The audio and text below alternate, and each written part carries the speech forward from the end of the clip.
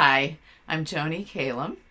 I am a musician and a storyteller and an inclusion advocate.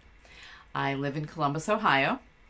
I am really excited about coming to Nashville to offer my workshop, Keys to Equity and Inclusion: Invisible Disabilities as Barriers to Learning.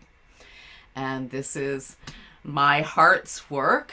I know that many people speak about equity in the socioeconomic terms, which is all incredibly important.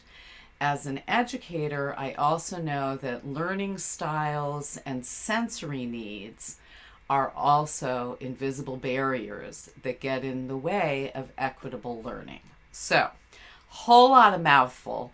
Sounds like it's going to be really complicated stuff, but it's not. We're going to do it all with music. So I'll leave you with the beginning of a song. Today is a good day. Today is a good day.